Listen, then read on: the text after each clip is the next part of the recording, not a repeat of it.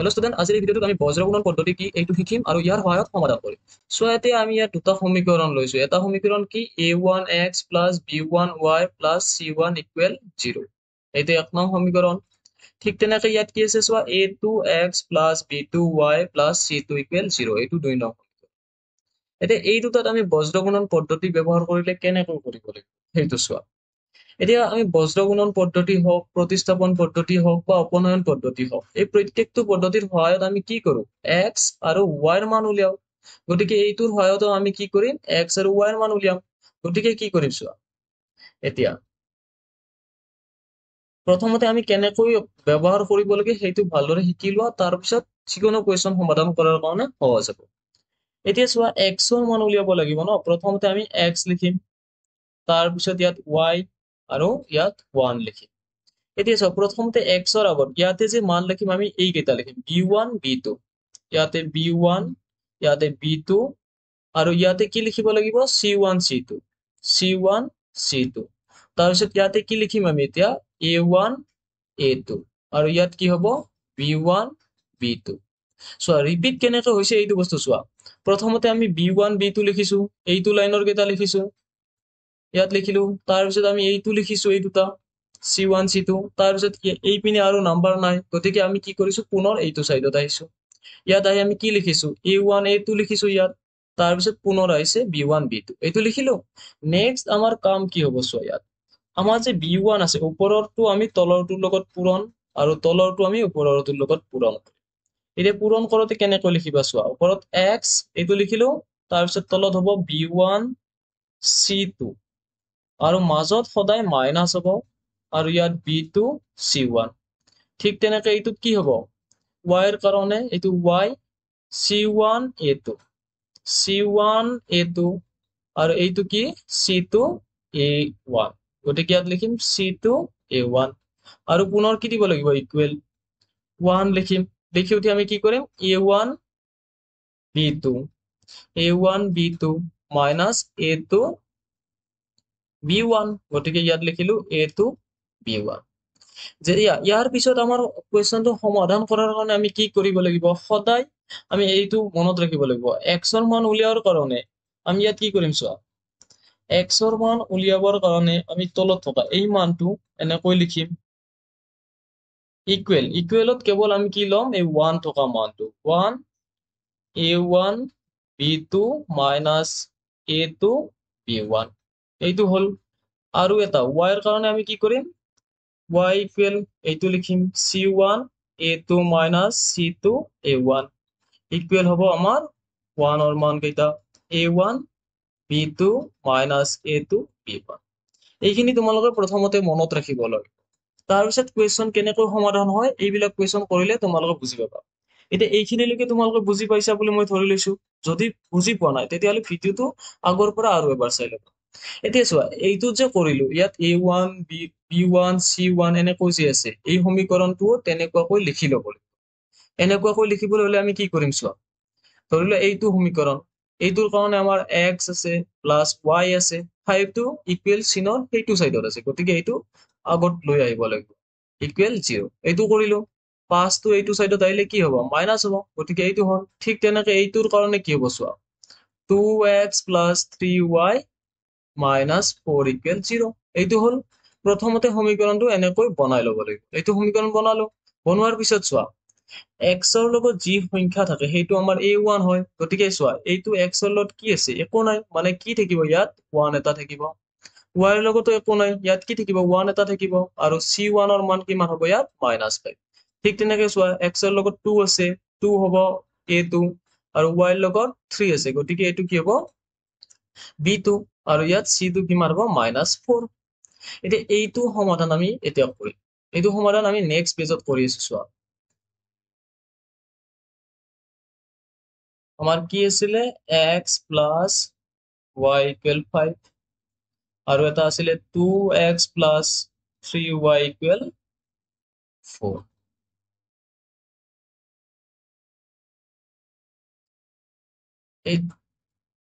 এই দুটা আছিলে।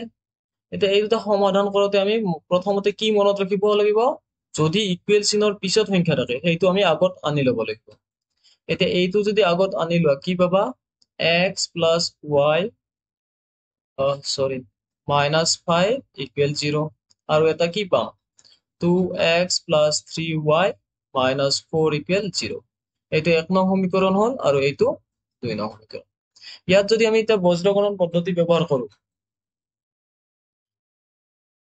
কি পাবা চোৱা এতিয়া ইয়াত বজ্ৰগণন পদ্ধতি ব্যৱহাৰ কৰো বজ্ৰগুণন পদ্ধতি ব্যৱহাৰ কৰি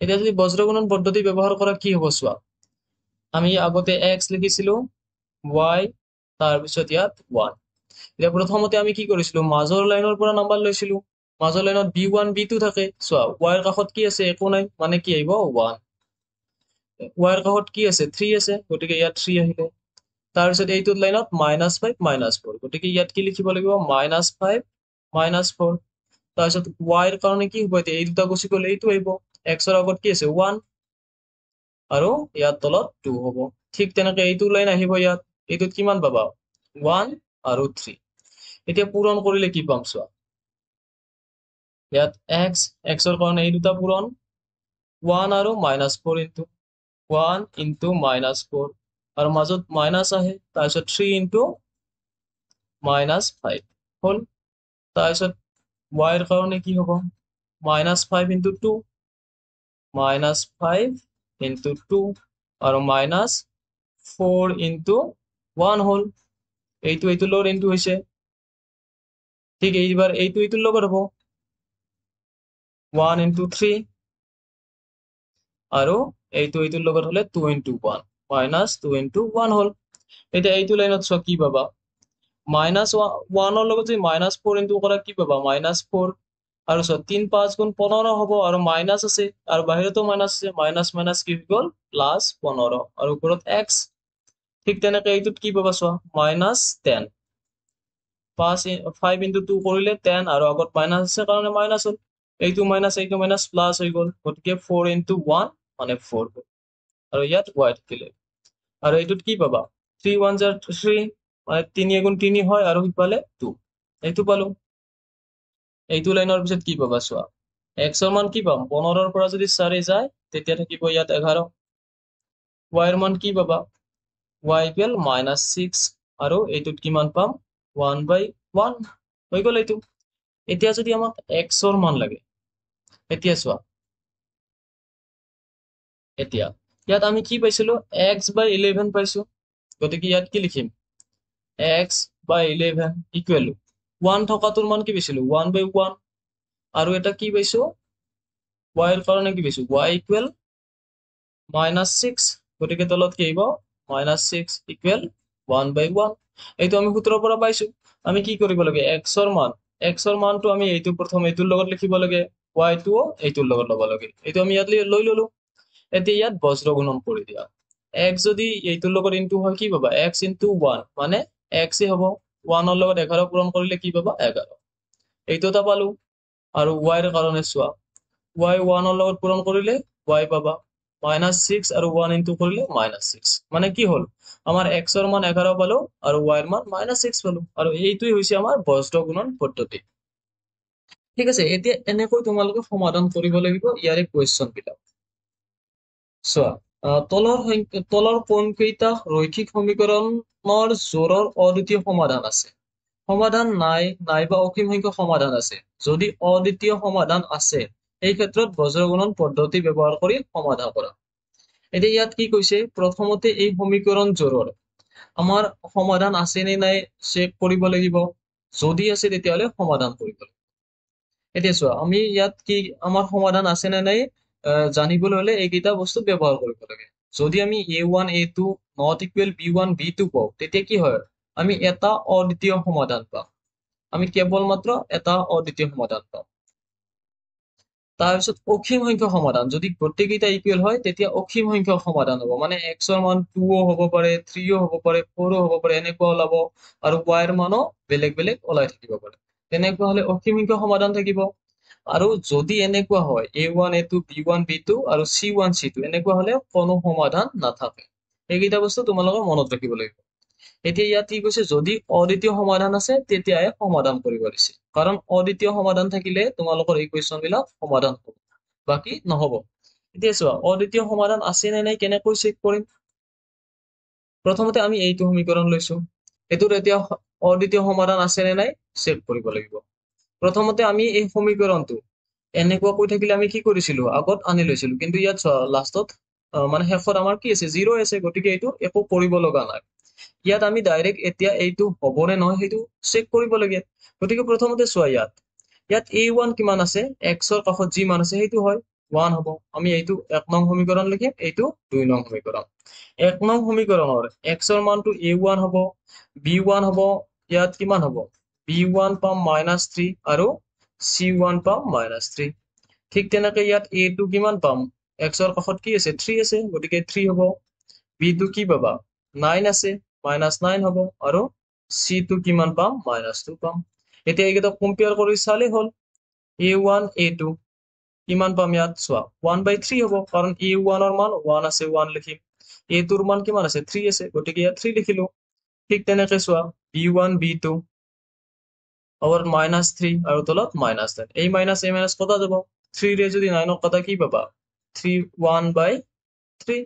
তাৰপিছত আমি কি কৰিম, ইয়াত c1 c2 কি পাবা চোৱা -3/2, গতিকে মাইনাছ মাইনাছ কটা গ'ল, কি থাকিব 3/2। এতিয়া ইয়াত যদি চোৱা a1 আৰু a2 b1 b2 ৰ লগত সমান হৈছে, কাৰণ ইয়াৰো 1/3 ওলাইছে আৰু ইয়াৰো 1/3 ওলাইছে, চোৱা এইটো হৈছে।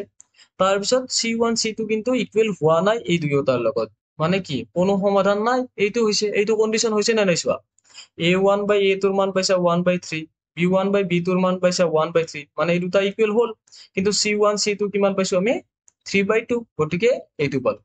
গতিকে এইটো সমীকৰণৰ কি হৈছে, ইয়াৰ কোনো ধৰণৰ সমাধান নাই, কাৰণ আমাৰ কণ্ডিশ্যনটো এইটোৰ লগত মিলিছে। ঠিক আছে, যদি কণ্ডিশ্যনটো নিমিলিলে হয় তেতিয়া আৰু চেক কৰিলো হয়। এতিয়া আমি এইটো কুৱেশ্যন চেক কৰিছো, এইটো কুৱেশ্যন আমি ইয়াত কেনেকৈ সমাধান কৰিব লাগে চোৱা। সমাধান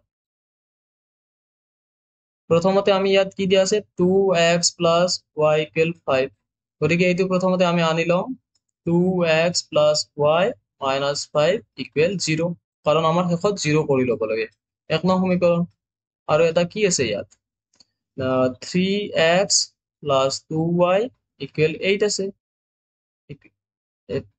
এইটো আমি কি কৰি ল'ব লাগিব 3x + 2y - 8 = 0, এইটো 2 নং সমীকৰণ। দুটা সমীকৰণ পাই গলো। এতিয়া ইয়াত কি কৰিম চোৱা, ইয়াত কি পাবা a1 কিমান ওলাব চোৱা, x ৰ লগত 1 নং সমীকৰণত থকাটো x ৰ কাষত আছে 2, গতিকে 2 হ'ল। ইয়াত b1 কি পাম, y ৰ কাষত একো নাই মানে 1 হ'ব, c1 কি পাবা -5। ঠিক তেনেকে a2 আমি কিমান পাইছো 3, b2 পাইছো ইয়াত 2, আৰু c2 পাম -8, এইটো হ'ল। এতিয়া ইয়াত চেক কৰিছো, ইয়াত কি পাবা a1 a2 2/3 আৰু b1 b2 কিমান পাইছো 1/2। ইয়াত চোৱা a1 a2 ৰ মান পালো 2/3 আৰু b1 b2 ৰ মান পাইছো 1/2, এই দুটা চোৱা দুয়োটা বেলেগ বেলেগ মান ওলাইছে। যদি বেলেগ বেলেগ ওলাইছে মানে আমাৰ এইটো কণ্ডিশ্যন মিলি গ'ল। যদি প্ৰথম দুটা এনেকৈ কণ্ডিশ্যন মিলি যায় তেতিয়া আৰু চেক কৰিব লগা নাই। এতিয়া ইয়াত কি পালা চোৱা, আমি এটা অদ্বিতীয় সমাধান পাম, গতিকে এতিয়া এইটো আমি সমাধান কৰিব লাগিব। বজ্ৰগুণন পদ্ধতিৰে সমাধান কৰিব লাগিব। বজ্ৰগুণন পদ্ধতিৰে সমাধান কৰিবলৈ হলে কি কৰিবা, ইয়াত চোৱা প্ৰথম সমীকৰণটো আমি পালো 2x + y - 5, y - 5 = 0, আৰু দ্বিতীয় সমীকৰণটোত কি পাইছো চোৱা 3x + 2y - 8, 3x + 2y - 8 = 0। আমি 1 নং সমীকৰণ এইটো পাইছো আৰু 2 নং এইটো পাইছো। এতিয়া ইয়াত কি কৰিম চোৱা, এতিয়া বজ্ৰগুণন পদ্ধতি ব্যৱহাৰ কৰিম। x ৰ তলত আমি কি লিখিব লাগিব, ইয়াত এইকেইটা y ৰ কাষত 1 আছে 1, তাৰপিছত ইয়াত 2 হ'ব, ইয়াত কি হ'ব -5 -8, ইয়াত y লিখিম, তাৰপিছত কি আহিব 2 আৰু 3, আৰু 1 কি আহিব এইবাৰ 1 আৰু 2। মানে চোৱা এই প্ৰথমত লিখা কেইটা আৰু লাষ্টত ৰিপিট হৈছে আৰু মাজৰ দুটা বেলেগ বেলেগ। এইটো এতিয়া আমি কি পাম চোৱা, এক্সৰ কাৰণে এইটোৰ লগত পূৰণ, 1 আৰু -8 পূৰণ কৰিলে কি পাবা, -8 পাবা। এইটো এতিয়া তোমালোকে ইয়াত ডাইৰেক্ট পূৰণ কৰি দিবা। 1 আৰু 8 পূৰণ কৰিলে -8 পাম, কাৰণ এইটো মাইনাছ আছে আৰু ইয়াৰ মাজত মাইনাছ আছে। আৰু 5 দুগুণ 10 হ'ব, এইটো কিমান হ'ব, -10 হ'ল।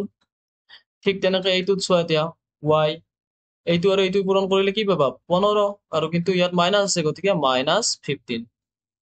তাৰপিছত এই দুটা পূৰণ কৰিলে কি পাবা, 8 দুগুণ 16, মাইনাছ আছে আৰু মাজত মাইনাছ আহে, আৰু এইটোত -16 হ'ল। ঠিক তেনেকে এইটো পূৰণ কৰিলে 2 দুগুণ 4 আৰু 3 এগুণ 3, এইয়া 1। ইয়াত মাজত কিয় মাইনাছ চিনটো আমাৰ সূত্ৰ মতে আহিছে। এতিয়া ইয়াত চোৱা এক্স, এই মাইনাছ কি হৈ যাব, প্লাছ হ'ব, গতিকে -8 প্লাছ 10। এইটোত কি পাবা, y -15 মাইনাছ মাইনাছ প্লাছ 16, আৰু এইটোত কি পাম আমি, 1/1। এতিয়া কি হ'ব চোৱা, এইটো কৰিলে আমি পালো এক্স, চৰি 2 পাম, এইটোত কিমান পাম, y 1 পাম আৰু 1/1। এতিয়া যদি ইয়াত চোৱা সমাধানটো কি হ'ব চোৱা, এতিয়া x/2 ইকুৱেল আমি লাষ্টৰ মানটো ল'ব লাগে 1/1, আৰু এটা কি হ'ব y ইকুৱেল y/1 ইকুৱেল 1/1। এতিয়া বজ্ৰ পূৰণ কৰি দিয়া, x আৰু 1 ৰ লগত পূৰণ কৰিলে কি পাবা, x, 2 আৰু 1 পূৰণ কৰিলে 2, আৰু ইয়াত কি পাবা y, 1 ৰ লগত পূৰণ কৰিলে y, 1 × 1। গতিকে আমি কি পালো, x আৰু y ৰ মান পাই গলো। এইটো আমাৰ ইয়াৰ সমাধান। এইটো হৈছে আমাৰ বজ্ৰগুণন পদ্ধতি। বজ্ৰগুণন পদ্ধতিৰ বিষয়ে আমি ভিডিঅ'টোৰ প্ৰথমতে আলোচনা কৰিছো এটা এক্সাম্পলৰ সহায়ত। তোমালোকে সেইটো ভালদৰে এবাৰ চাবা, তাৰপিছত এইটো সমাধান কৰিবা। ঠিক তেনেকে এক্সাৰচাইজ 3.1 এই কুৱেশ্যন বিলাক তোমালোকে ট্ৰাই কৰিবা। নেক্সট ভিডিঅ'টোত এইটো কুৱেশ্যন মই ট্ৰাই কৰিম, এইটো কুৱেশ্যন মই কৰি দিম, আৰু ইয়াৰে কি কুৱেশ্যন তোমালোকে নোৱাৰা সেইটো কমেণ্টত জনাবা, তেতিয়া আমি নেক্সট ভিডিঅ'টোত সেইটো এড কৰি দিম। ঠিক আছে, আজিৰ ভিডিঅ'টো এইখিনি।